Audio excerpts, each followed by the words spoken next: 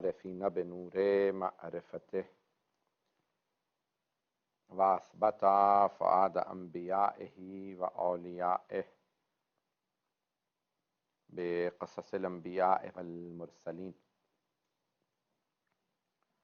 واکمل ایمان المسلمین والمؤمنین بولایت علی امیر المؤمنین علیہ السلام.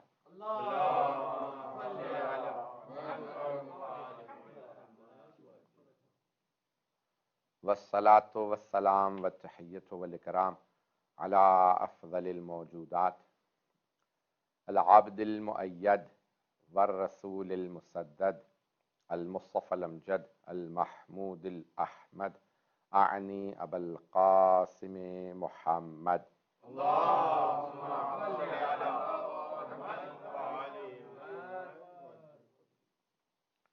وعلى روحه ونفسه وصهره ووصيه سید الاتقیاء والاصفیاء مولا الموالی امام المتقین علی بن ابی طالب.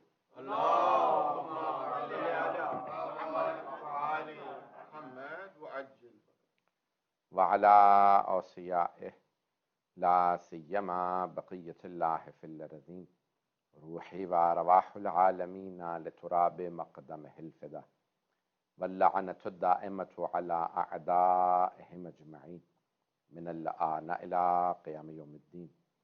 أما بعد فقد قال الله الحكيم في كتابه الكريم بسم الله الرحمن الرحيم ثم أنتم هؤلاء تقتلون أنفسكم وتخرجون فريقا منكم من ديارهم تظاهرون عليهم بالإثم والعدوان وإن يأتوكم أسارى تفادوهم وهو محرم عليكم إخراجهم افتؤمنون ببعض الكتاب وتكفرون ببعض فما جزاء من يفعل ذلك الا خزي في الحياة الدنيا ويوم القيامة يردون الى اشد العذاب وما الله بغافل عما تعملون. صدق الله العلي العظيم. صلوات. اللهم صل على محمد وعلى نعرہ تکبیر، اللہ اکبر، نعرہ رسالت یا رسول اللہ، نعرہ حیدری یا علی، اور محمد وآل محمد بآواز بلند صلوات.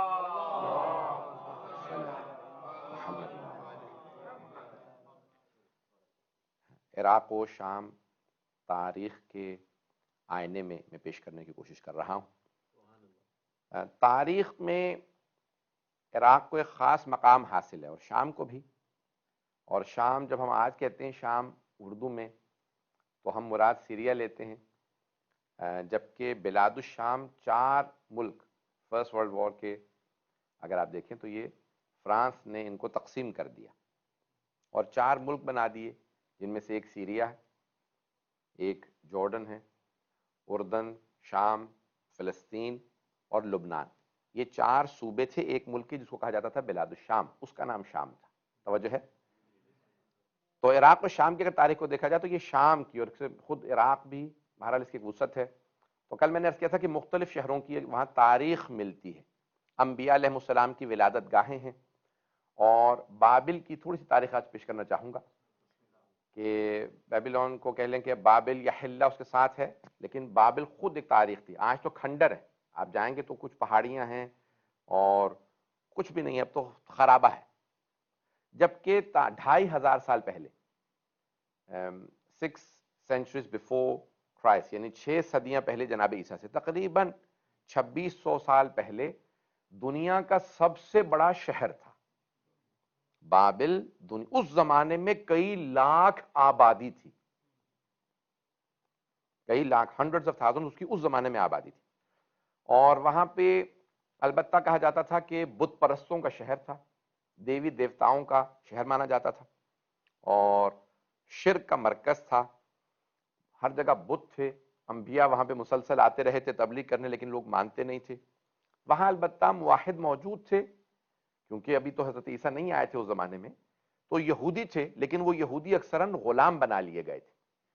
تو اگر آج بھی آپ عراق جائیں گے تو حضرت ذوالکفل کے، اب آپ مجھے نہیں معلوم کہ وہاں انبیاء علیہ السلام کی زیارت کا اتفاق ہوا ہے لوگوں کا، جناب آدم اور جناب نوح تو جناب امیر ہی کے ذریعے میں ہے، اور جناب ہود و صالح نجف اشرف میں. اس کے علاوہ اکثر لوگ باہر سیکورٹی کیسے آج کل تو ویسے نہیں جاتے، پہلے بھی بہت کم ہوتا تھا کیونکہ لوگوں کا شارٹ وزٹ ہوتا تو جلدی جلدی مین زیارات کر لیتے ہیں. تو خود بغداد میں بھی حضرت شعیب اگر آپ دیکھیں جناب خود موسیٰ وہاں پہ رہے ہیں، جناب ابراہیم تو لیکن حضرت شعیب کی ہے، حضرت ایوب جو داماد تھے جناب یوسف کے ان کے وہیں پہ قبر ہے حلہ میں اگر آپ جائیں گے. حضرت ذوالکفل، بہت سے انبیاء ہیں، اب میں چلے سب کے نام نہیں کہ جو وہاں پہ ہیں. تو حضرت ذوالکفل کے اگر آپ جائیں گے تو ابھی بھی وہاں پہ اسی سال جو ہم وہاں پہ لے کے گئے تھے تو رائٹنگ جو دیکھیں گے تو عبرانی زبان میں چیزیں لکھی ہوئی ہیں، عبرانی میں یعنی ہیبرو کے اندر. تو ایک تاریخ تھی یہودیوں کی کہ جو آج تک وہ ان کے پاس موجود تھی چیزیں، اور پھر اس کے بعد یہ پچھلے 100 سال کے اندر وہاں سے موو آؤٹ ہوئے سارے، اور پھر ہجرت شروع ہوئی. خود ایران کے اندر 4-5 لاکھ سے زیادہ یہودی تھے، اور ابھی بھی شاید ہیں کیونکہ ان کی ایک سیٹ ہے پارلیمنٹ کی، مائنورٹیز کی ایران میں 5 سیٹیں، ان میں سے ایک یہودیوں کی سیٹ ہے، زرتشتوں کی ہے لیکن ان میں سے یہودیوں کی سیٹ ہے باقاعدہ پارلیمنٹ کی. تو سب سے زیادہ جو ہیں یہودی وہاں پہ اس وقت ایران میں ہیں وہ شیراز میں، کیونکہ انہوں نے خود اپنے آپ کو سارے ایران میں پھیلے ہوئے تھے، وہ سب کے سب اب سمٹ کے آ گئے ہیں شیراز میں اور تہران میں. حتیٰ ایرانی مانتے نہیں ہیں لیکن میں جب حضرت دانیال، نبی دانیال انگلش میں کہا جاتا ہے، دانیال کی زیارت کے لیے گیا شوش دانیال کہا جاتا ہے، شوش شہر کا نام ہے، عربی میں کہتے ہیں توستر اور شوشتر. شوشتر مشہور ہے بڑا، ایک فارسی کے اندر تو شوش پرانا نام ہے، شوشتر ایرانیوں نے رکھا اس کا نام پھر، اور توستر عربی میں ہے نا لوگوں کی توجہ.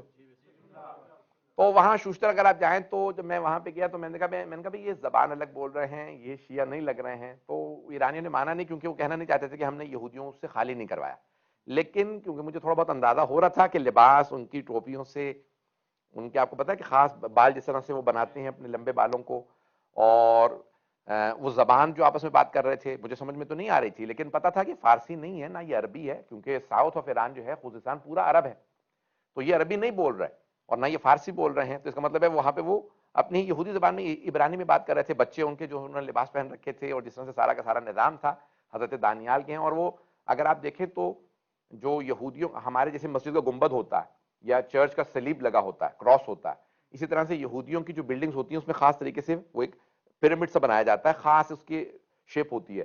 حضرت دانیال کے ابھی بھی وہی تھا. تو بہت سے انبیاء علیہ السلام کے جو مزارات تھے وہ یہودیوں کے ہاتھ میں تھے.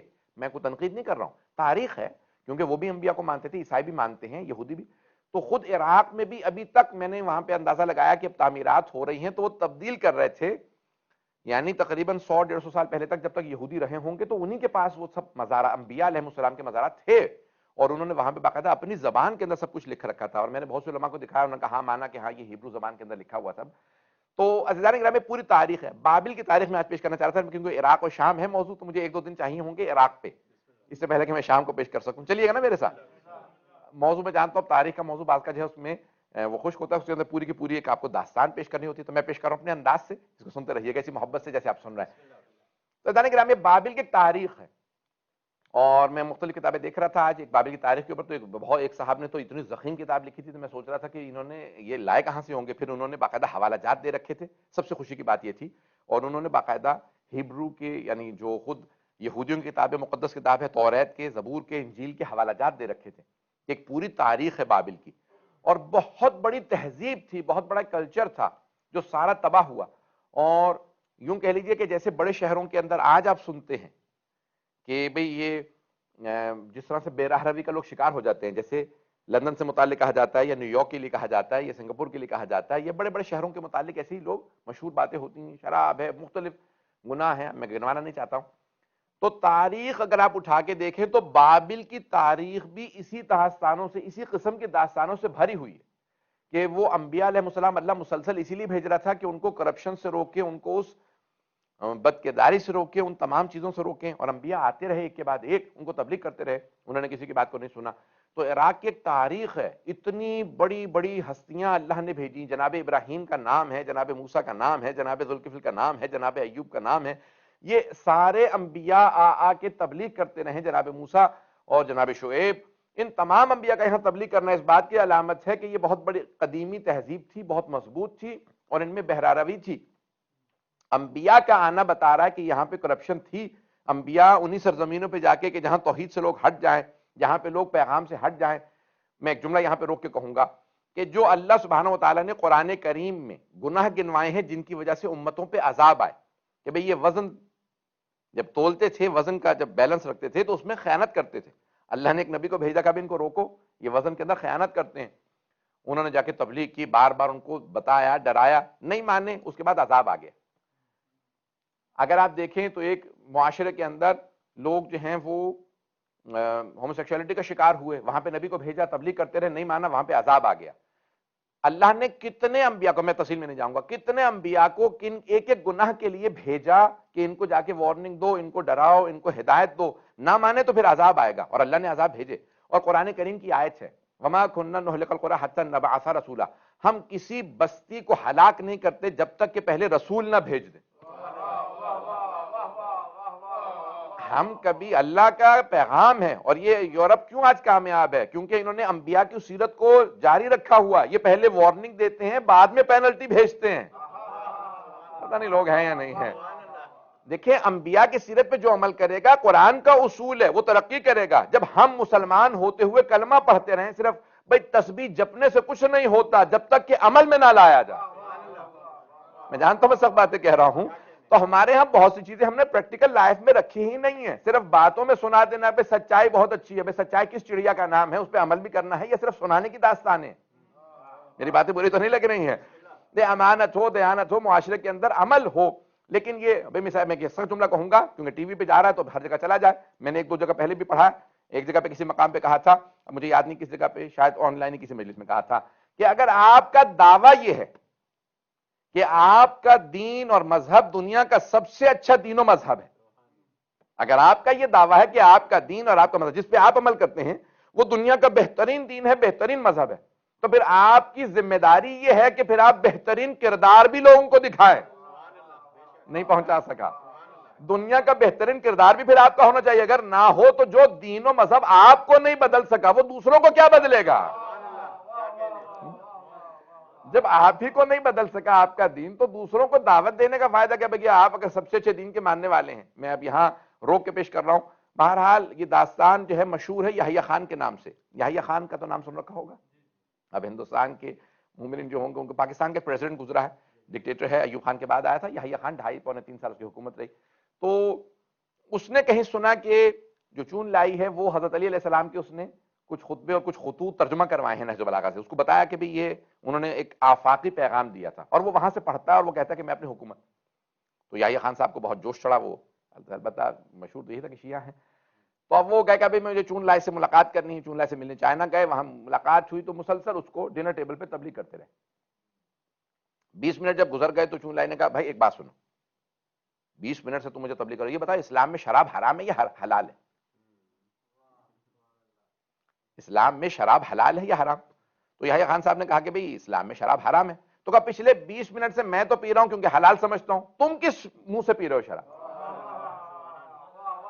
اگر تمہارے دین میں حرام ہے تو تم کس وجہ سے پی رہے ہو؟ تو یحییٰ خان نے کہا I am an unpracticing Muslim. اس کو ٹرانسلیٹ کر کے کہو چائنیز میں کہ میں بے عمل مسلمان ہوں. توجہ، I am an unpracticing Muslim. میں جو ہے نا اپنے دین پہ عمل نہیں کرتا، میں پریکٹیکل نہیں ہوں، میں بے عمل انسان ہوں، تو اس لیے میں شراب پیتا ہوں. تو انہوں نے کہا جب تم اپنے دین پہ خود عمل نہیں کرتے تو مجھے دعوت کیوں دے رہے ہو؟ پتہ نہیں بات پہنچ رہی ہے نہیں پہنچ رہی. باتیں برا تو نہیں لگ رہی ہیں؟ کہ جب تم اپنے دین پہ خود ہی عمل نہیں کرتے مجھے کس بات کی دعوت دے رہے ہو اپنے دین کی؟ تو عزیزان گرامی، اب یہ تاریخ ہے کہ بہت سی جگہوں پہ اللہ سبحانہ تعالیٰ کہتا ہے کہ جب تک میں نے وارننگ نہیں دی، میں نے کسی رسول کو نہیں بھیجا، میں نے تحدید نہیں کیا، ڈرایا نہیں پہلے، تو میں نے عذاب نہیں بھیجا. عذاب آنا اس بات کی علامت ہے کہ پہلے انبیاء آ کے بتا چکے ہیں. اور عراق کی سرزمین پہ بہت سے عذاب آئے ہیں. توجہ ہو، بہت سے عذاب آئے ہیں. کتنی بستیاں ہیں جن کے نام لکھے گئے ہیں اور یہ بستی اجاڑ دی گئی، دوبارہ پھر آباد نہیں ہوئی. عراقی وہاں جا کے بستے نہیں ہیں. اگر آپ کہیں چلے جائیں، حتیٰ ہمارے ہاں مستحب ہے، یعنی واجب ہے، ارکان حج میں سے عرفات ہے، پھر مزدلفہ، منا، 3 وقوف ہیں کہ ہمیں جب حج میں جاتے ہیں احرام باندھ لیتے ہیں تو پہلے عرفات کے میدان میں رکنا پڑتا ہے، پھر مزدلفہ میں، پھر منا. مزدلفہ وہ مقام ہے کہ جہاں پہ اصحاب الفیل کے ہاتھیوں پہ عذاب آیا تھا، تو انہوں نے وہ ایک احاطہ بنا رکھا ہے کہ بھی اس حصے کے اندر عذاب آیا تھا.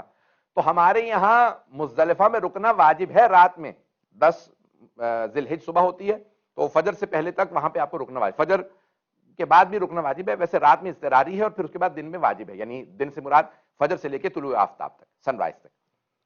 تو وہ کہتے ہیں کہ وہاں پہ مستحب یہ ہے کہ مکروہ ہے اس حصے میں رکو کہ جہاں اصحاب فیل پہ عذاب آیا تھا.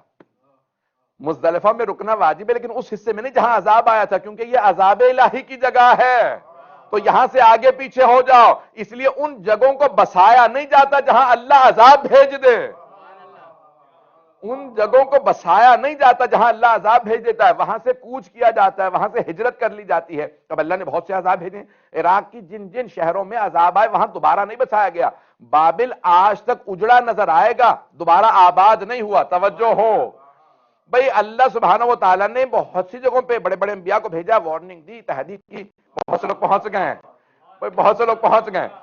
اتنے انبیاء مرسلین کو بھیجتا رہا کہ ان کو تحدید کرو، ان کو وارننگ دو، ان کو وارننگ دو، تو ایسے انبیاء جاتے رہے، توجہ۔ اللہ سبحانہ و تعالیٰ بھیجتا رہا کہ انہیں تحدید کرو، لیکن پھر اللہ نے کہا اب جب بسانا ہے تو کسے بھیجا جائے؟ پھر علی کو بھیجا، پھر حسین کو بھیجا۔ جن جگہوں کو بسانا تھا تو پھر آل محمد نے بتایا ہے کہ کیسے بسایا جائے گا۔ بسانے کا طریقہ آل محمد کے پاس ہے۔ جناب امیر آئیں گے بتائیں گے کوفہ کیسے بسایا جائے گا، جناب سید الشہداء آئیں گے بتائیں گے کربلا کیسے بسائی جائے گی۔ تو اب یہ سارے کے سارے شہروں کے اندر آل محمد کا کوئی نہ کوئی کرم ہے، ان کا دخل ہے، تو آج اس لیے آباد ہے۔ اس لیے کہتے ہیں آل محمد کے نام سے آبادیاں آباد ہوتی ہیں اور ان کے دشمنوں کی وجہ سے اجڑ جاتی ہیں، اس لیے ان کے دشمنوں کا نام بھی نہ لو، نام بھی یعنی مراد یہ کہ بھی کسی بھی طرح سے نہ مانو گے تو اجڑ جاؤ گے۔ کچھ لوگوں کے نام ایسے ہوتے ہیں کہ جیل بھی جانا پڑتا ہے، نام لے لو تو جیل چلے جاؤ یا اجڑ جاؤ یا مارے جاؤ یا گولی کھاؤ، تو اس لیے نام ایسوں کے لو کہ انسان بستا رہے، آباد رہے۔ اور اگر ان کا نام لینے سے یعنی آل محمد کے نام لینے سے مارا بھی جائے تو شہید ہے۔ ایسوں کے نام پہ مارے جاؤ کہ جن کے نام پہ مارے جاؤ تو کم از کم شہادت تو ملے۔ تو عزیزان گرامی، اب یہ میں پیش کر رہا تھا پورے کی پوری تاریخ کو پیش کرنا، تو اس لیے مجھے یہ ایسے نکات کو میں مسلسل پیش کرنا چاہوں گا۔ تو اب یہ بڑے بڑے اللہ کہتا ہے کہ میں نے انبیاء علیہ السلام کو بھیجا۔ تاریخ میں دوبارہ واپس جا رہا ہوں کہ جہاں میں نے روکا تھا بات کو، تو اللہ سبحانہ و تعالی وما كنا نهلك القرى حتى نبعث رسولا، ہم کبھی بھی کسی بستی کو نہیں ہلاک کرتے، اس پہ عذاب نہیں بھیجتے جب تک کہ پہلے رسول نہ بھیج لیں، کوئی مبلغ نہ آ جائے، انہیں وارننگ نہ دے۔ اب جو جملہ میں پیش کرنا چاہ رہا تھا، کتنے انبیاء، میں نے صرف ایک دو گناہ گنوائے، میں گناہوں کی فہرست گنوانا نہیں چاہتا تھا کہ میرا اشرا جو ہے وہ اس میں ایسا نہ ہو کہ میں بہت زیادہ گناہوں کو گنوا دوں۔ تو کتنے گناہوں پہ، ایک ایک گناہ پہ گزشتہ امتوں میں عذاب آ گئے۔ ایک نبی ہیں قرآن کے، اگر آپ واقعات پڑھیں تو ان کو اللہ نے کچھ مچھلیوں نے شکایت کی اللہ سے کہ پروردگارا، یا اصحاب سبت کہا جاتا ہے، سبت عربی میں کہتے ہیں سیٹرڈے کو، تو سیٹرڈے کا پتہ نا یہودیوں کے اندر پورا ایک نظام ہے کہ وہ کچھ نہ سوار ہوتے ہیں جو آرتھوڈاکس جوز ہیں، نہ کچھ کرتے ہیں، تو اصحاب سبت واقعہ ان کا قرآن میں موجود ہے۔ مچھلیوں نے شکایت کی کہ پروردگارا یہ ہمیں پورا ہفتہ شکار کرتے رہتے ہیں، ہماری نسل ہی نہیں بڑھ رہی، مارتے رہتے ہیں ہمیں مسلسل۔ تو اللہ نے ایک نبی کو بھیجا کہ بھئی اب باز آ جاؤ۔ اس مخلوق نے شکایت کی، اللہ نے شکایت سن لی۔ اللہ اکبر، جانوروں تک کی جو شکایت کو سنے اسے اللہ کہا جاتا ہے۔ دنیاوی بادشاہوں میں اور خالق کائنات میں بڑا فرق ہے، اور جو اس کے نمائندے ہوتے ہیں ان میں بھی وہی صفات ہوتی ہیں جو اللہ کے نمائندوں میں ہونی چاہیے۔ نہیں پہنچا سکا۔ ویسے جانے کی رامی، یہ دنیاوی بادشاہوں کو پتہ نہیں چلتا چونٹیاں کیا کہہ رہی ہیں، یہ دنیا کے بادشاہوں کو پتہ نہیں چلتا کہ یہ ہرنی کیا کہہ رہی ہے۔ اس کے لیے کبھی سلیمان کی ضرورت ہے، کبھی رضا کی ضرورت ہے، کبھی علی کی ضرورت ہے۔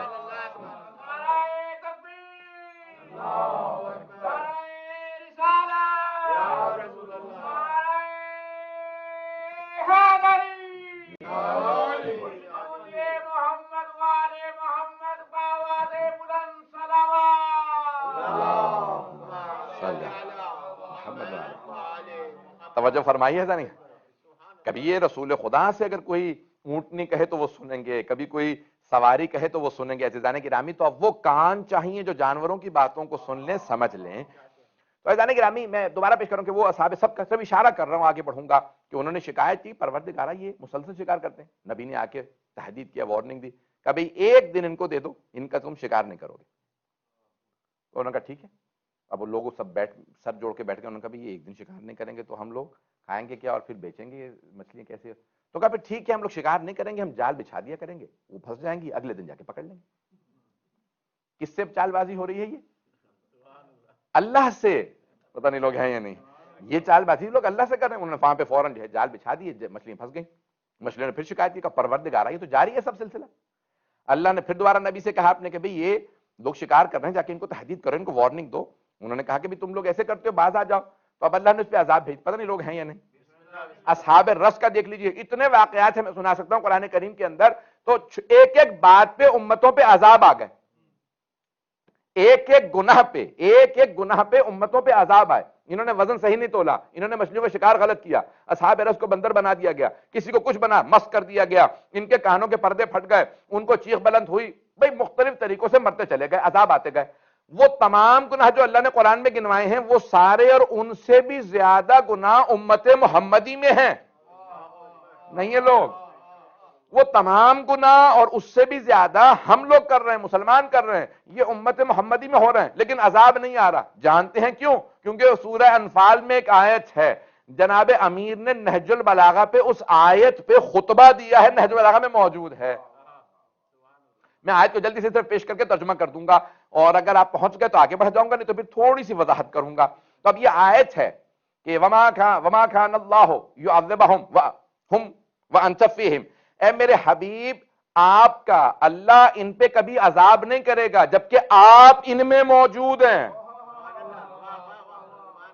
وما کان اللہ یعذبہم وانت فیہم. اے میرے حبیب, اللہ ان پہ کبھی عذاب نازل نہیں کرے گا جبکہ آپ, اے میرے حبیب, آپ ان میں موجود ہیں. تو عذاب چل رہا ہے رسول خدا کی وجہ سے. وما کان اللہ یعذبہم وہم یستغفرون. اور اللہ ان پہ عذاب نازل نہیں کرے گا جبکہ یہ استغفار کر رہے ہیں. کچھ لوگ تو پہنچ گئے. نہج البلاغہ میں مولا کا خطبہ ہے, فرماتے ہیں دو چیزیں اللہ نے گنوائی ہیں قرآن کریم میں جن سے عذاب ٹلتے ہیں. پہلی چیز وجود رسول خدا, دوسری استغفار. کہ اللہ نے اپنے حبیب کو تمہارے درمیان سے اٹھا لیا, بس اب ایک ہی چیز باقی ہے, وہ ہے استغفار. استغفار کرو گے تو عذاب ٹلے گا. بھئی ہم نے گناہ کیا, ہم استغفار کر رہے ہیں, تو ہمارے استغفار سے تو کبھی بھی عذاب نہیں ٹلے گا. اس کا مطلب ہے کوئی ایک ایسا ہے کہ جس کے استغفار کی وجہ سے عذاب ٹل رہے ہیں. اب سمجھ میں آیا امام معصوم استغفار کیوں کرتے ہیں.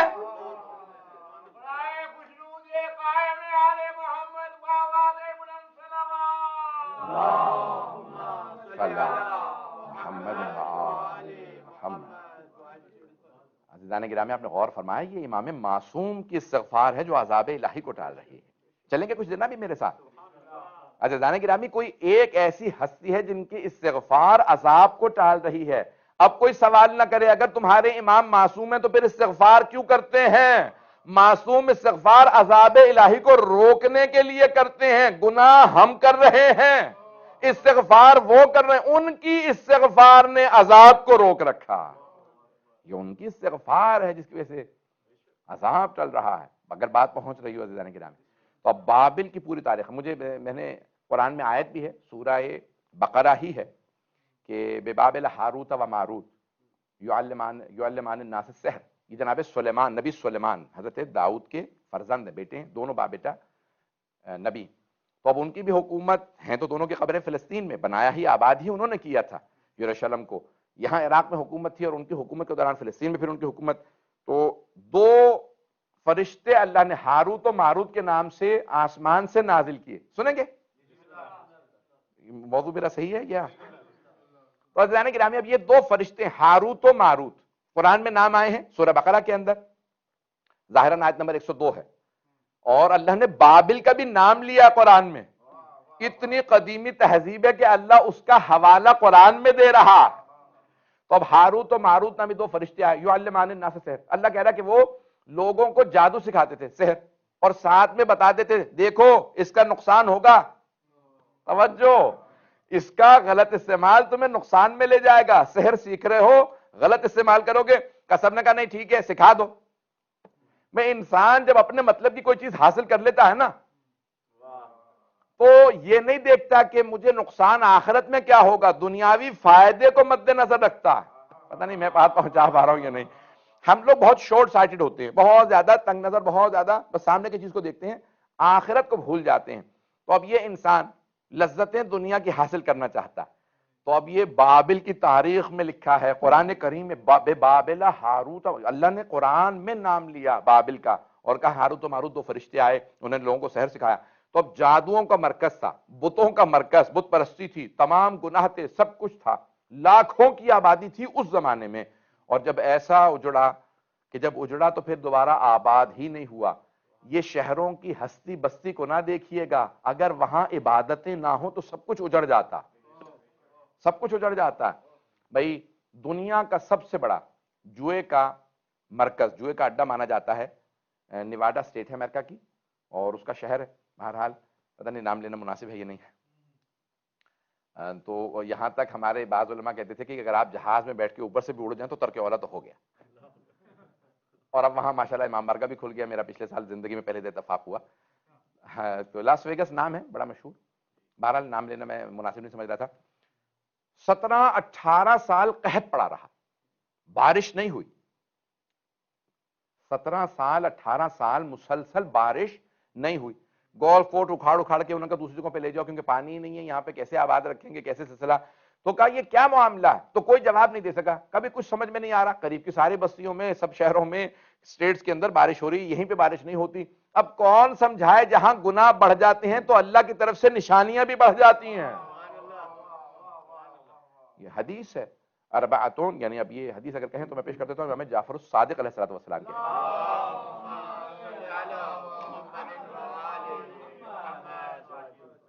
تو معذرت کے ساتھ ہم پیش کر رہا ہوں کہ کتاب میں نے جو پڑھی ہے الملاحم والفتن، 4 جلدوں میں ہے، مرحوم آیت اللہ سید محمود سرخی کی. تو انہوں نے الف با کی ترتیب سے الفابیٹیکل جو لیٹرز ہیں اس کے سیکوینس کے اندر ہر چیز کو گنوایا ہے علامات ظہور کے متعلق. تو اس کے اندر ایک حدیث فرماتے ہیں اربعہ کے باب میں، تو جلد نمبر 1 میں یہ حدیث ہے، اگر سننا پسند فرمائیں. تو اس میں فرماتے ہیں کہ 4 جب اذا فشت الاربعہ ظہرت الاربعہ، جب 4 گناہ بڑھ جائیں تو اللہ کی طرف سے 4 نشانیاں بڑھ جاتی. تو کہا اذا فشت الزنا، جب زنا بڑھیں گے تو پھر زلزلے بہت زیادہ آئیں گے. دوسرا فرمایا کہ جب دنیا کے اندر لوگ زکوٰۃ دینا بند کر دیں، اذا امسکت الزکوٰۃ، تو اگر لوگ زکوٰۃ نہ دیں تو ماتت الماشیہ، تو جو مویشی ہیں، جانور ہیں، یہ مرنے لگتے ہیں. لوگ اگر لوگوں کے حقوق، غریبوں کے حقوق نہ دیں تو جانور مرنے لگتے ہیں، مویشی مرنے لگتے ہیں. دنیا کے سب سے بڑے سپلائرز چائنا، وہ آسٹریلیا اور نیوزی لینڈ، بھیڑوں کے، بکریوں کے، دنیا کے اندر. اور پچھلے ان کے ہاں ابھی ایسی فائر ہوئی ہے، وہ کہتے ہیں کہ پتہ نہیں ملینز، 500 ملین سے زیادہ جانور مر گئے ہیں. اتنی بڑی تعداد کبھی میں نے نہیں سنی. گھبرا تو نہیں رہے؟ تو عزیزان گرامی اب یہ احادیث ہیں، تو اس میں یہ ہے کہ جب لوگ ایک دوسرے کے حقوق ادا کرنا بند کر دیں، مؤمنین ایک دوسرے کے حقوق ادا نہ کریں، اچھی طرح سے نہ ملیں، تو غلبت المشرکون علی المؤمنون، اگر یہ جو مشرک ہیں ان کو غلبہ حاصل ہو جاتا ہے مومنین پہ. اور جو چوتھا گناہ ہے اس کے لیے گنوایا گیا کہ جب حکام اپنی رعایا پہ رحم نہ کھائیں تو پھر بارشیں بند ہو جاتی ہیں. تو یعنی بہرحال مختلف علامات بتائے گئے، مختلف جو گناہ ظاہر ہوتے ہیں تو ان کے مختلف علامات دنیا کے اندر ظاہر ہوتی ہیں، اور مختلف چیزوں کے اثرات ہیں، ہر چیز کا ایک اثر ہے. اب یہ کسی آپ غیر مسلم کو بتائیں جو خدا کو نہ مانتا ہو، اس کو سمجھ میں نہیں آئے گا. مثال کے طور پر سے کہیں کہ بھئی اگر آپ صدقہ دیں گے یا خمس نکالیں گے، زکوٰۃ دیں گے تو دولت میں برکت ہوگی. وہ کیسی برکت؟ بھئی میرے پاس 100 پاؤنڈ تھے، 20 میں نے دے دی تو 80 رہ گئے، تو کم ہوگا یہ. تو یہ کیا برکت کا کیا تصور ہے؟ وہ برکت نہیں سمجھ سکتے. وہ 100 آپ کو کبھی پورا نہ پڑتے لیکن 80 پورا پڑ جائیں گے. اللہ 80 میں اتنی برکت دیے گا کہ آپ کھا بھی لیں گے، بچے گا بھی، لیکن اگر 100 پورے کے پورے رکھ لیتے، 20 کسی کا حق مار لیتے تو اس میں کبھی پورا نہ پڑتا، بلکہ ایسی جگہوں پہ خرچ ہوتا کہ اٹھ جاتا اور کچھ بھی نہ ہوتا. تو عزیزان گرامی یہ برکت کا تصور کوئی غیر مسلم کیا سمجھے گا کہ بھئی برکت کیا ہوتی ہے؟ وہ کہیں میرے تو 20 کم ہوگا مثال کے طور پہ. تو عزیزان گرامی یہ برکت کا تصور، یہ گناہوں سے بچنے کا تصور، یہ اسلام کے اندر ہے. تو اب یہ عراق کے اندر یہ جو مختلف سویلائزیشن تھیں، تہذیبیں تھیں، ان کے اندر بے انتہا بے رہ روی تھی، گناہ بہت زیادہ تھے. بابل کی تاریخ میں ملتا ہے کہ نیو یارک کچھ نہیں ہوگا. یہ تو آج کے زمانے میں، آج نیو یارک جیسے تو پتہ نہیں کتنے شہر ہوں گے دنیا کے اندر، لیکن بابل جیسا کوئی دوسرا شہر نہیں تھا. اس نے ساری تہذیبوں کو مان کر دیا تھا. بڑی بڑی داستانیں علماء نے لکھ دی ہیں، مورخین نے لکھ دی ہیں، علماء یعنی علماء تاریخ نے بے انتہا داستانیں لکھی ہیں کہ پڑھنے سے تعلق رکھتی ہیں کہ کیا کچھ ہوا. لیکن آج جب آپ جائیے گا، میں بابل تقریباً جب بھی عراق جاتا ہوں تو اتفاق ہوتا ہے وہاں زیارت کے لیے حضرت ابراہیم کی ولادت گاہ کے لیے، اور جہاں پہ ان کو منجنیق سے ڈالا گیا تھا آگ، آج صرف ایک چٹیل میدان اور کچھ پہاڑیاں اور کچھ ٹیلے رہ گئے ہیں اور تھوڑی بہت وہاں پہ پلانٹیشن ہے، اور اس کے علاوہ کچھ نہیں ہے. تو عزیزان گرامی، گناہ اجاڑ دیتے ہیں. مولا سجاد کی حدیث سن لیجئے، میں شاید سخت باتیں کہہ رہا ہوں.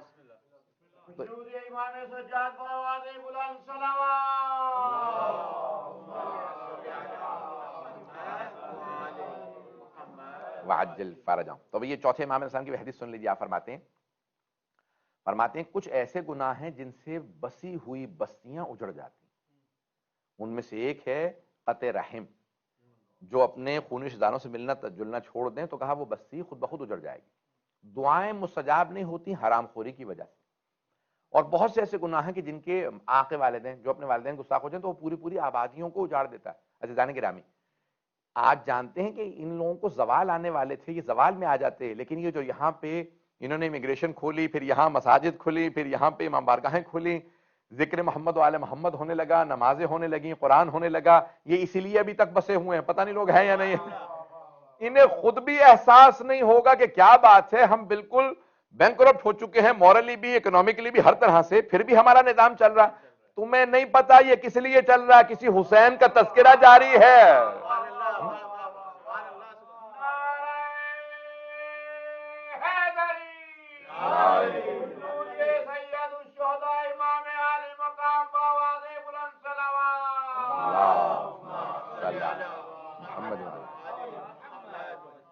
غور فرما رہے ہیں اللہ گران. تو یہ چند اللہ والے ہوتے ہیں، چند نیک لوگ ہوتے ہیں جن کی وجہ سے بڑے بڑے گناہگاروں کے عذاب رک جاتے ہیں. ایک حدیث یہاں مکمل کر دوں تو اب یہاں تک ہیں الفاظ کہ جب اللہ سبحانہ وتعالیٰ فرماتا ہے کہ جب میں دیکھتا ہوں کہ لوگوں کے گناہ کتنے زیادہ ہیں، گناہ بہت زیادہ بڑھ جاتے ہیں، تو کہتا ہوں کہ میں ان پہ عذاب بھیج دوں. لیکن تین چیزیں مجھے عذاب سے روک لیتی ہیں. جب میں ماؤں کی گود میں بچے دیکھتا ہوں تو کہتا ہوں کہ ارے یہ معصوم بچے ہیں، بے گناہ بے خطا بچے ہیں. دوسرے، جب میں بوڑھے بوڑھے سفید ریش سفید بالوں والے افراد دیکھتا ہوں کہ جن کی ہڈیاں کمزور ہو چکی ہیں، تو میں کہتا ہوں کہ ارے انہوں نے میری بندگی میں اپنے آپ کو کمزور کر دیا، یہ بوڑھے ہو گئے، تو ان کی وجہ سے عذاب روک دیتا ہوں. اور تیسرے، جب میں دعائیں مانگتے ہوئے جتھے دیکھتا ہوں، جب گروپس کے اندر لوگوں کو گروہوں میں جتھوں میں دعائیں مانگتے دیکھتا ہوں، مل کے رو رو کے دعائیں مانگ رہے ہیں، بعض اوقات ایک دستہ جو مؤمنین کا دعائیں مانگ رہا ہوتا ہے وہ کتنوں پہ سے عذاب کو رکوا دیتا ہے، اور احساس ہی نہیں ہوتا انہیں کہ یہ ہم نے کتنی بڑی نیکی کی ہے. کبھی یہ نہ سوچا کیجیے ارے آج دعائے کمیل میں لوگ کم ہیں، آج دعائے جوشن کبیر میں لوگ کم ہیں. ارے آپ کو اندازہ نہیں ہے یہ چند افراد جو مل بیٹھ کے دعائیں مانگتے ہیں، ان کی وجہ سے اللہ کتنی رحمتیں نازل کرتا ہے اور کتنے بڑے بڑے عذاب ٹال دیتا ہے. بس بھئی یہ دعائیں عجیب و غریب ہیں، یہ اعمال عجیب و غریب ہیں، ان کے اثرات عجیب و غریب ہیں. تو میں آپ کی خدمت میں عرض کر رہا ہوں کہ یہ بہت بڑی بڑی تہذیبیں گزری ہیں عراق کی تاریخ میں. تو میں نے آج صرف یہ چاہا تھا، میں داستانیں جو بابل کی دیکھ کے آیا تھا آج میں پڑھنا چاہ رہا تھا، لیکن میں میرے خیال میں شاید یہ ایک آدھ کوئی پیش کروں، یا چلیں گے ابھی لوگ میرے ساتھ؟ تو ایک صلوات پڑھیں گے محمد والے محمد علیہ السلام کی.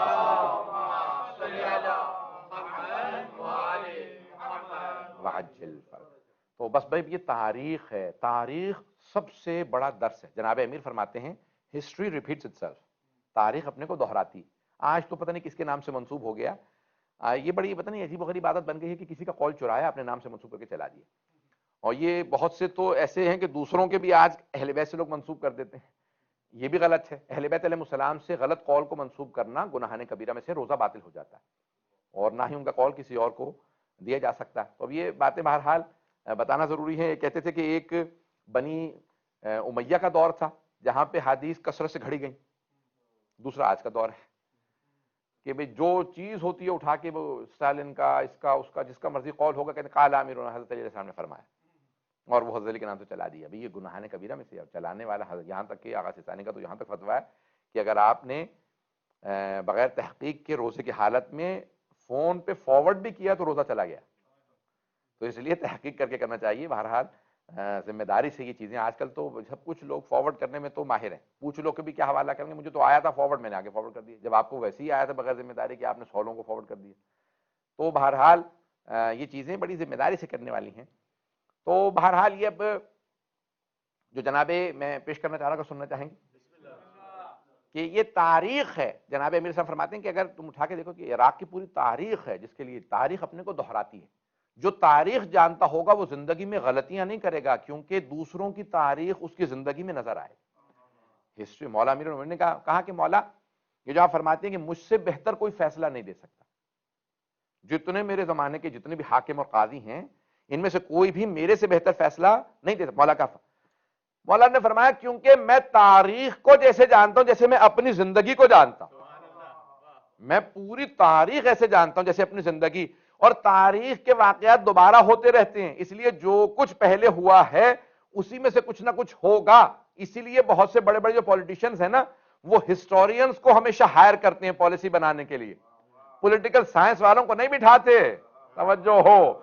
وہ کہتے ہیں بھئی دیکھو یہ قوم اب اس مرحلے میں ہے بتاؤ اب ان کے ساتھ کیا ہوگا. تو بتاتے ہیں فلاں قوم جب اس مرحلے میں تھی تو ان کے ساتھ یہ ہوا تھا.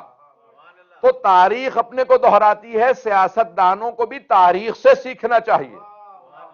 اور بہت سے سیاستدان وہ دوسروں کی دیکھتے رہتے ہیں کبھی عبرت حاصل نہیں کرتے کہ اس کے ساتھ یہ ہوا تھا اس کے ساتھ وہ ہوا اس کے ساتھ وہ ہوا لیکن پھر بھی سیکھتے نہیں ہیں. تو جناب امیر نے خود کوفہ کے اندر ایک فیصلہ دیا جناب سلیمان کا. یہ بابل کی تاریخ اٹھا کے دیکھیں یہ انبیاء علیہ السلام کی جناب سلیمان کی. بس یہ ایک واقعہ ایک سے دو. تو اب جناب امیر کے پاس یا کوفے میں آپ بازار سے گزر رہے ہیں. جناب امیر بغیر سیکورٹی کے ایسے ہی بالکل آرام سے اپنے رعایا کے ساتھ رہا کرتے گزر رہے ہیں. تو ایک خاتون نے اپنے چھوٹے سے بچے کو آواز دی مات الدین ادھر آؤ. قرضہ مر گیا. بچے کا نام مات الدین. مات الدین یعنی قرضہ مر گیا ادھار مارا گیا. مولا نے خاتون کو روکا یہ کیا نام ہے. کہنے لگے بھئی میرا شوہر جو ہے وہ اپنے 3 دوستوں کے ساتھ تجارت کے سفر پہ گیا تھا اور اس سفر میں اس کا انتقال ہو گیا اور ان 3 دوستوں نے آ کے بتایا کہ انہوں نے وصیت کی ہے کہ میرے یہاں اولاد ہونے والی ہے بچے کا نام مات الدین رکھ دینا. ادھار مارا گیا. میں نے اپنے بچے کا نام رکھ دیا مات الدین. ادھار مارا گیا یعنی پورا جملہ. مولا نے کہا بھی وہ 3 دوست کون تھے. دیکھیں ہیکنگ کا کام کیا ہے. میں جو پیش کرنا چاہ رہا ہوں کہ بابل میں کیسے کیسے حکمران گزرے کہ جو دہراروی کا پورے کی پوری قوم کو شکار کر دیا. حاکم حقیقی حاکم معصوم کیسا ہوتا ہے. تو اب امیر المومنین نے کہا بھی وہ 3 دوست کون ہیں ذرا ان کی معرفی کرو. کبھی یہ نام یہ فوراً مولا نے کچھ لوگوں کو بلایا کبھی جاؤ جا کے یہ 3 افراد جو اس نے نام بتائے ہیں ان کا پتہ معلوم کرو انہیں گرفتار کر کے لے آؤ. کہ مولا گرفتار کر کے لے آئے. کہا ہاں ان کو اریسٹ کر لو. گرفتار کیا. مولا نے کہا بھی ان کو ستونوں سے باندھ دو مسجد کے پلرز کے ساتھ باندھ دو. باندھا. کا فاصلے سے باندھنا کہ اس کی آواز اس کو نہ جائے اس کی آواز اس کو نہ جائے. جب میں تفتیش کروں گا. تفتیش کون کرے گا. مولا نے خود. تفتیش تو سمجھتے ہیں نا. تو اب جب وہ جو پولیس کی انٹروگیشن جسے کہتے ہیں آپ انگلش میں تو انٹروگیشن جو ہے مولا نے کہا میں خود کروں گا. تفتیش خود کروں گا. اب مولا نے گروہ بلایا لوگوں کا کہ بس بھئی ایک بات یاد رکھو جب میں کوئی سوال کروں نا تو تم اللہ اکبر چیخے مارنے لگنا شور مچانے لگنا. اللہ اکبر اللہ کی اچھا یہ ہو گیا.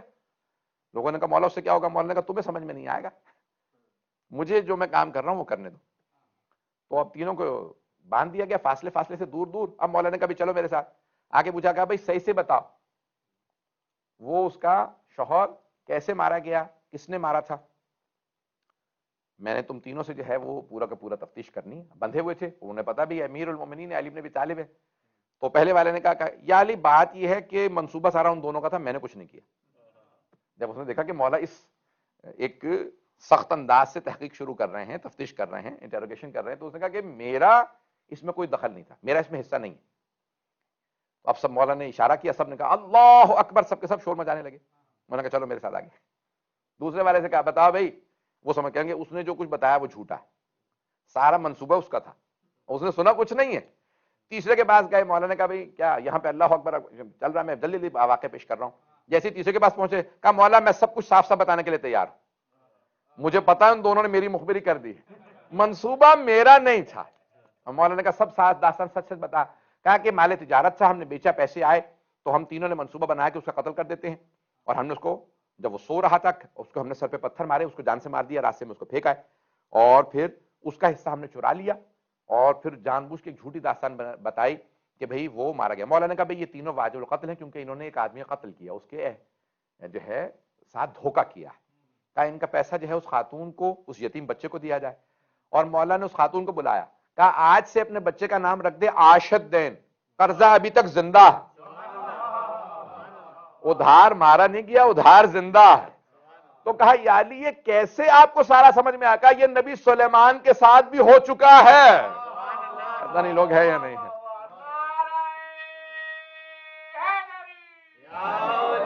اور فرمایا آپ نے حضرات فیضان گرامی, اب یہ تاریخ اپنے کو دہراتی ہے. تو انبیاء علیہ السلام کے جناب داؤد کا فحکم بین الناس بالحق, کہا کہ حق کے ساتھ, سچ کے ساتھ, سچائی کے ساتھ لوگوں میں قضاوت کرنا, فیصلے کرنا جناب داؤد و سلیمان کے. تو مولانا کا تاریخ اپنے کو دہراتی ہے. تو یہ بابل, یہ پورا عراق ایک تاریخ ہے, داستان ہے. بڑے بڑے حکمران آتے رہے یہاں, میں تفصیل سے مسائل پڑھنا چاہ رہا ہوں کیونکہ بی بی کی شہادت ہے. تو ایک تاریخ ہے. انہوں نے سبق نہیں لیا کہ ہم نے بچوں کو مار دیا, یہ ہم پہ اس کا عذاب آئے گا. یہ عبید اللہ بن زیاد, یہ عمر سعد, یہ کیا سوچ رہے تھے؟ یہ سوچ رہے تھے کہ بھئی کیا ہے, ہم نے گھیر کے مار دیا, دنیا کو پتہ نہیں چلے گا.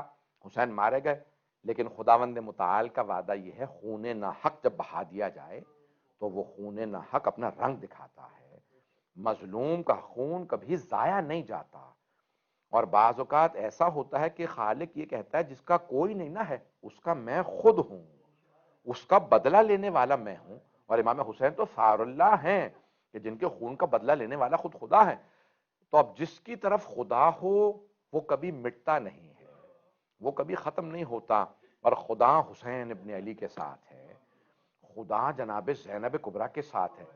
اب سمجھ میں آیا یہ انبیاء کیوں سلام کرتے نظر آئیں گے جناب زینب کو؟ انبیاء کیوں کہیں گے آفرین ہے بی بی احسن چی؟ یہ انبیاء جناب زینب کو اس لیے کہیں گے کہ ارے یہ نبی رسول کی نواسی ہوتے ہوئے اتنے مصائب کو دیکھ کر کے پھر بھی صبر کر رہی ہیں, انبیاء سلام کریں گے. بس بھی جملے پیش کر رہا ہوں.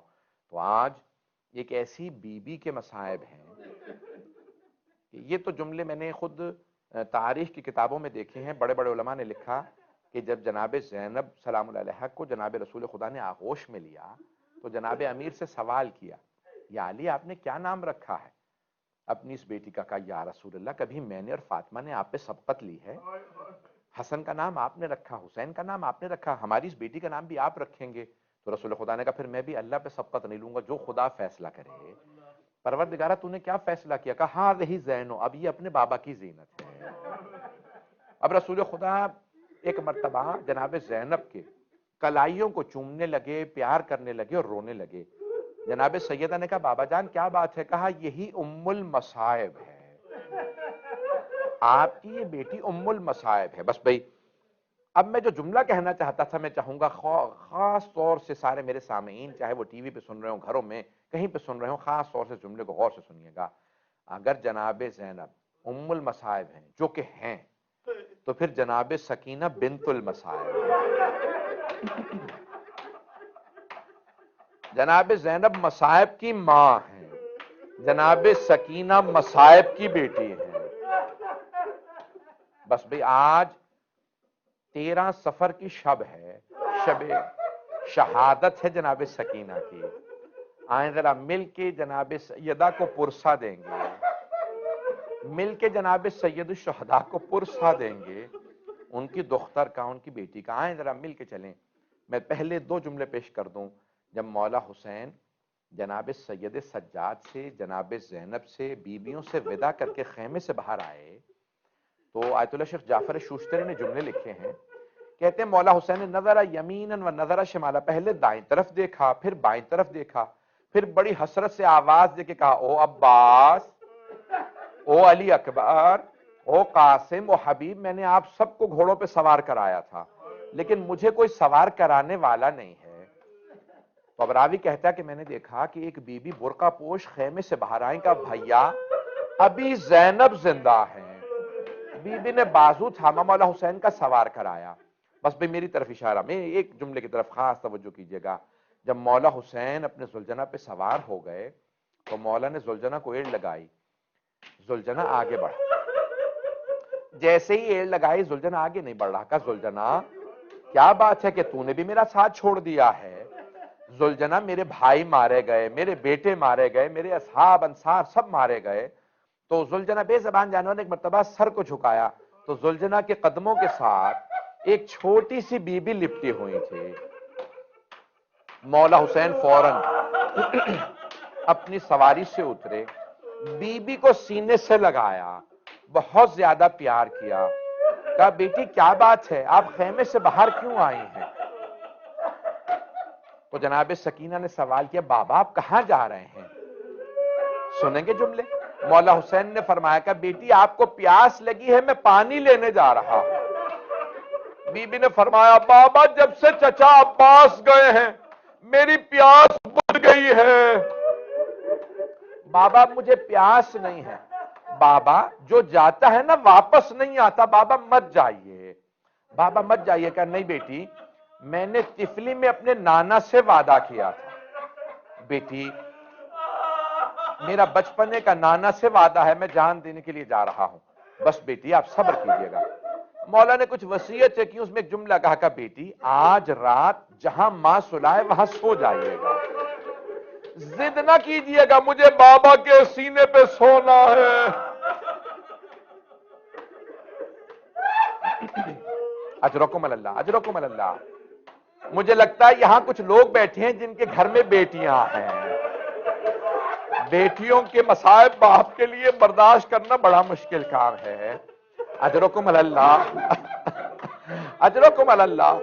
بس بھئی مولا حسین نے بی بی کو پیار کیا. پھر ایک جملہ کہا اگر دیکھ سکے تو میری طرف دیکھے گا. میں تو پوری شہادت پڑھنے والا تھا، میں نے تو بھی پڑھے ہی نہیں ہے مسائل. ایک مرتبہ کہا مولا حسین نے، کہا بیٹی آج رات وہاں جہاں سلا دینا وہاں ماں سو جائیے گا. اب جناب سکینہ نے ایک جملہ کہا بابا آپ جب مجھے سینے پہ سلایا کرتے تھے تو ہمیشہ کہا کرتے تھے اسلام میں بیٹوں کے بھی حق ہیں بیٹیوں کے بھی. بابا جان آپ بھیا علی اکبر کو ساتھ لے گئے، بھیا علی اصغر کو ساتھ لے گئے، بابا بتائیے میرے حصے میں کیا آیا ہے؟ مولا حسین نے کچھ خاک کربلا اٹھائی، جناب سکینہ کے سر میں ڈال دی.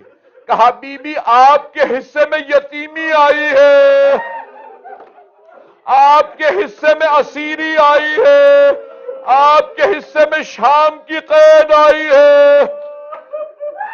میں کہوں گا مولا سب کھل کے بتا دے بی بی آپ کے حصے میں شمر کے تماچے آئے ہیں. اجرکم اللہ، اجرکم اللہ. بس بھئی میں سارے مصائب نہیں پڑھوں گا، پتہ نہیں ممکن ہے.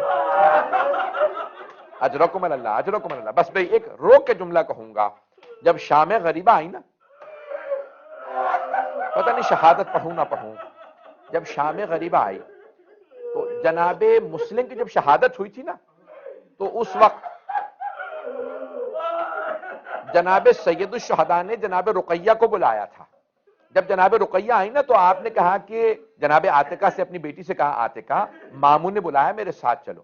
جب آئی نا جناب رقیہ جناب عاتقہ کے ساتھ مولا مسند سے کھڑے ہو گئے اور ایک مرتبہ آگے بڑھ کے جناب عاتقہ کے سر پہ ہاتھ رکھا، اپنی بھانجی کے سر پہ. ہاشمی بچی تھی، فوراً ایک ہی جملہ کہا مامو جان کیا میرے بابا خیریت سے ہیں؟ آپ نے میرے سر پہ ایسے ہاتھ رکھا جیسے یتیموں کے سر پہ ہاتھ رکھا جاتا ہے. آنکھوں میں آنسو. تو مولا نے کہا بیٹی اپنے آپ کو یتیم نہ سمجھنا، بھی ماموں زندہ ہیں. ایک مرتبہ کہا زینب ذرا میری صندوقچی لا دیجئے. تو مولا نے 2 بالیاں نکالی، اپنے ہاتھوں سے جناب عاتقہ کے کانوں میں بالیاں پہنائیں. اب وہاں قریب میں جناب سکینہ کھڑی دیکھ رہی تھی. اگر کوئی بچی یتیم ہو جائے اس کے سر پہ شفقت کا ہاتھ رکھا جاتا ہے، کانوں میں نئی بالیاں پہنائی جاتی ہیں. جب شام غریبہ آئی جناب سکینہ انتظار میں تھی میرے سر پہ کوئی شفقت کا ہاتھ رکھے، مجھے کوئی نئی بالیاں پہنائے. اتنے میں شمر آیا، اس نے بالوں میں ہاتھ ڈالا، بی بی کا بالوں کو چھڑانا مشکل ہو گیا. ایک مرتبہ جب اس نے بالیاں نوچی بی بی نے رو کے کہا چچا عباس.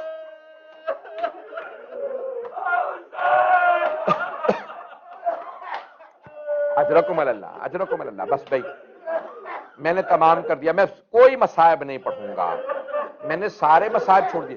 ایک آخری روایت سن لیجئے، اب آپ برداشت نہیں کر پا رہے. آخری روایت سوگ نامہ آل محمد میں آیت اللہ اشتہاردی مرحوم نے ایک جملہ لکھا ہے، کہا رات کا وقت تھا، زندان شام تھا، جناب سکینہ نے خواب دیکھا، خواب میں دیکھا مولا حسین آئے ہیں، باہیں پھیلا کے کہتے ہیں میری بیٹی میرے پاس آ جاؤ۔ بی بی خواب میں دوڑتی ہوئی گئی، مولا حسین کے گلے لگی، جیسے ہی مولا نے گود میں لیا، بی بی نے جملہ کہا بابا اب مجھے چھوڑ کے مت جائیے گا، بابا آپ کے بعد میرے کانوں سے بالیاں اتار لی۔ بس میں بی بی بہت تڑپ کے رونے لگی۔ ایک مرتبہ جناب سکینہ کی آنکھ کھل گئی، جیسے ہی آنکھ کھلی بی بی رونے لگی کہ اماں ابھی میرے بابا یہیں پہ تھے، میرے بابا نے مجھے گود میں لیا تھا، اماں میں بابا کے پاس جانا چاہتی ہوں۔ جناب رباب رونے لگی، ساری بیویاں رونے لگی۔ جب رات میں بیویوں کا رونا سنا، یزید ملعون کی آنکھ کھلی، اس نے پوچھا کیا بات ہے، یہ بیویاں اتنی بلند آواز سے کیوں رو رہی ہیں؟ ایک ملعون نے کہا کہ ایک بچی ہے، اسے بابا بہت یاد آ رہے ہیں۔ یزید نے پوچھا کون ہے اس کے بابا؟ کہا اس بچی کے بابا کا نام حسین ہے۔ کہا جاؤ اس بچی کو حسین کا سر دے دو۔ انہوں نے تشت میں سر رکھا، اوپر سے کپڑا رکھا، جب تشت لائے تو بی بی سمجھی شاید پانی لائیں کہ اب مجھے پیاس نہیں ہے، مجھے بابا کے پاس جانا ہے۔ ایک مرتبہ انہوں نے تشت سے کپڑا ہٹایا، بی بی نے سر کو دیکھا، تڑپنے لگی، آگے بڑھی، سر اٹھایا، سینے سے لگایا، بابا یہ کس نے آپ کی رگوں کو کاٹ دیا؟ بابا کس نے مجھے اس بچپنے میں یتیم کر دیا؟ بابا ایک مرتبہ بی بی زمین پہ گری، مولا سجاد نے کہا انا للہ وانا الیہ راجعون۔ بیویوں نے پوچھا سجاد کیا بات ہے؟ کہا پھوپھی اماں میری بہن دنیا کے مصائب سے آزاد ہو گئی۔ الا لعنت اللہ علی القوم الظالمین وسیعلم الذین ظلموا ای منقلب ینقلبون۔ بس بھئی دو جملے دعا کے کہوں گا۔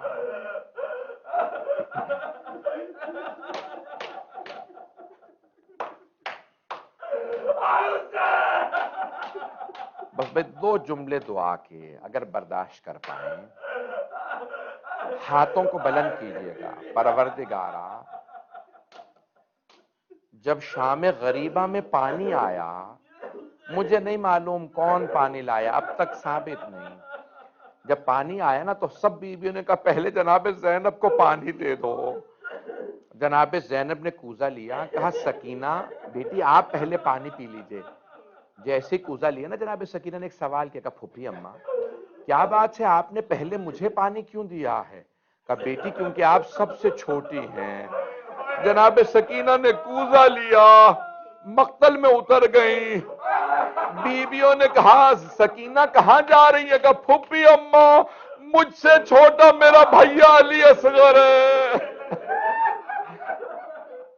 پروردگارا واسطہ جناب سکینہ کی مظلومیت کا 12ویں امام کے ظہور میں تعجیل فرما، دشمنان اہل بیت کو نیست و نابود فرما، داعش و طالبان کو آل سعود کو غارت فرما، مؤمنین کی حفاظت فرما، اس امام بارگاہ کو بالامراد کو ترقی عنایت فرما، خدمت کرنے والوں کی توفیقات میں اضافہ فرما، بانیان مجلس شرکت کنندگان ذاکرین مجلس سب کی توفیقات میں اضافہ فرما، ہم سب کے مرحومین کو جناب سکینہ کی شفاعت نصیب فرما، ہمیں اور ہمارے مرحومین کو ان کی شفاعت نصیب فرما۔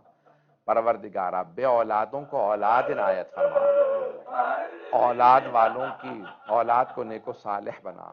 ربنا تقبل منا انک انت السمیع العلیم بحق محمد وآلہ الطیبین الطاہرین المعصومین۔ ماتم حسین حسین